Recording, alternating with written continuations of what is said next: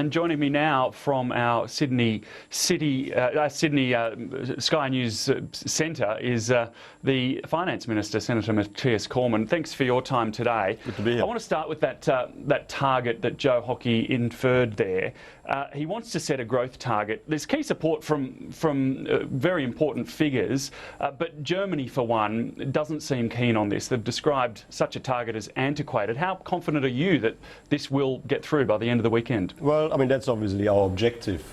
We are committed to an objective where the G20 ambitiously drives stronger global economic growth, which will be required to drive stronger job creation. And obviously there'll be discussions this weekend involving all of the finance ministers and central bank governors. And our objective is on the table, and let's see what happens. Well, what is the objective? What figure are you aiming for? Well, we're not going to preempt the outcomes of the meeting on the weekend, but suffice to say that we want... Is that 2% figure in the ballpark? I'm not going to comment on that, but suffice to say that we want the G20 to be more ambitious than business as usual when it comes to economic growth. That is the only way that we will be able to strengthen job creation, and that, of course, is an objective for all of us. Okay, well, setting the target's one thing, achieving it is something entirely different. Joe Hockey's pushing this idea of selling off assets, recycling the money through infrastructure bonds that can potentially then be sold off in the future, the infrastructure that's built potentially. But Sydney's East-West Tunnel, for example, Brisbane's Clem 7 show that infrastructure isn't always a silver bullet. Well, I mean, in Australia, domestically, we do have a plan to build a stronger economy and create more jobs. And investing in productivity enhancing infrastructure is one part of it.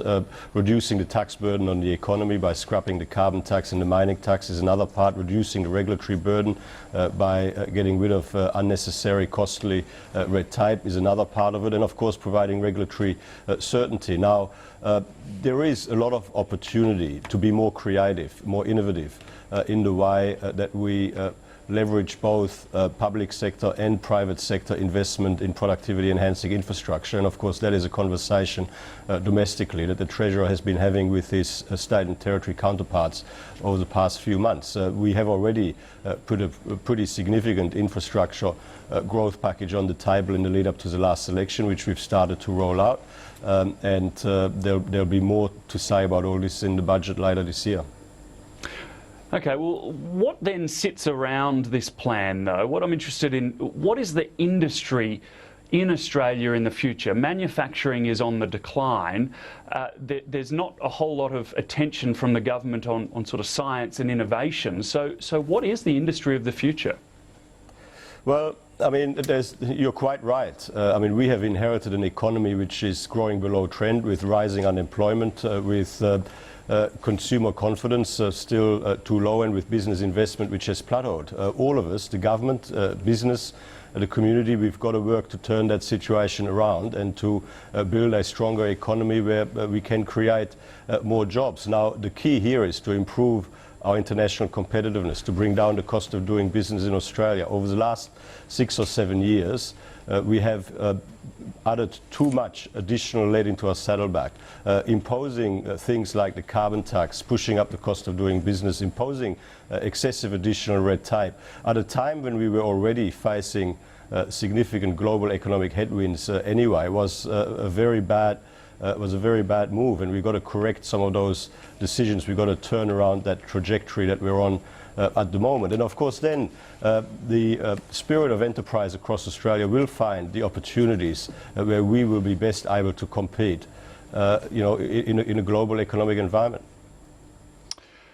Okay, well, Joe Hockey has warned also that we're on an unsustainable pathway when it comes to health education. He wants a mature debate about the quality of life for all Australians into the future. I want to give that a go. What's your view on lifting the retirement age to 70 or even beyond? Well, what Joe Hockey pointed out, he pointed to the facts. When the pension age was set more than 100 years ago at 65, the life expectancy was about 55, and today the life expectancy is about 30 years longer, which is great. But of course it does come with some challenges for the system, and that is why, for example, the previous government over the last term decided to lift the retirement age from 65 to 67, something that we supported as a sensible reform, which comes into effect in 2023. So before Bill Shorten gets too hysterical, I just point him back to the fact that the government that he was a part of made that decision, a decision that we supported at the time. Now, but the truth should it go further? Well, I mean, and these are the sorts of issues that we've got to consider in a calm, methodical, and careful fashion, and we do have to have a conversation about these things. Obviously, these are not changes that you make from one day to the next. You sort of consider these things carefully. But the truth is, if we do have an aging population, people do live much longer. That does have implications for our economy and for our capacity to sustainably fund a range of services. And I mean, if we want to keep spending more, at the end of the day, you'd have to tax more. If you want to be able to keep taxes at a competitive level, you've got to have a conversation about how you can ensure that your spending is as efficient and as well targeted as possible. Okay, well, let's turn to that issue of tax. And I'm not trying to catch you out here, just have a discussion about the GST, which you have said many times that it's a no surprises government when it comes to this and other issues. And the Productivity Commission as well is looking into this. But isn't the GST really, if we need more revenue, the most simple lever in order to do that? And that's what we want, isn't it, a simple tax system? We will be a no surprises government, and we are a government that delivers on the commitments we made before the last election. And what we said very clearly is that there will be no change to the rate or the base of the GST under this government. Full stop, end of story. But can't we have a sensible discussion about it? I mean, is that something that you're not prepared to discuss? Is it just too politically hot? I mean, you talk about retirement, but not this other pretty important area as well. Well, David, we are having a discussion, and I'd like to think it's a sensible discussion. But in the lead up to the last election, we made certain commitments, and we are a government that sticks to the commitments we made to the Australian people before the last election, and the commitment in relation to the rate and the base of the GST was crystal clear. People What about the next term? What about the next term? I mean, is this something that we should talk about and look towards? I mean, I know the next elections are way off, but the GST, is that something we should look at next term? Again, David, I mean, it's a very good try, but the commitment that we made was very clear. People voted for us in September last year on the basis of our promise that there would be no change to the rate or the base of the GST. Full stop, end of story. Yeah, okay. A few other quick issues. Qantas readying for severe job cuts. Some suggestions as many as 3,000, which is 2,000 more than they've previously indicated. Your, as a government, hands are pretty tied now on the Sales Act, relaxing that. What else is the government doing, and what else can the government do? Well, I mean, firstly, I mean, I've seen those reports, but it's speculation, and I'm not in a position to comment on speculation. In relation to the Qantas Sale Act, we do consider that there are restrictions imposed on Qantas in the Qantas Sale Act which make it harder for Qantas to compete in what is a very competitive market. Our view is that those restrictions should be removed, and it'll be up to the Parliament eventually, no doubt, to form a formal view in relation to this. In the meantime, we've got some propositions in front of us from Qantas, which we're considering carefully, and when we are in a position to make an announcement, we'll make it. Okay, let's just turn to asylum seekers briefly. Manus Island, are you personally comfortable with Australia continuing to send asylum seekers to Manus Island at this time? Well, offshore processing is a very important part of our policy to stop the boats.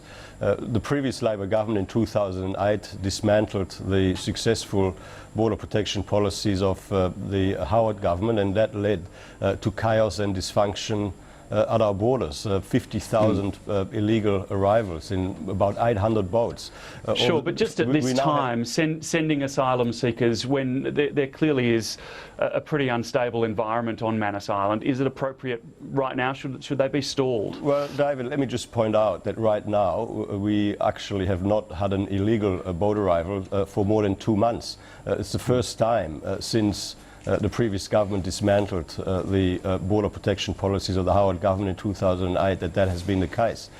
So we are totally focused on delivering on what was another very clear and very firm election commitment, which was to stop the boats. And the boats are stopping, and offshore processing, including through Manus Island and Nauru, is an important part of that.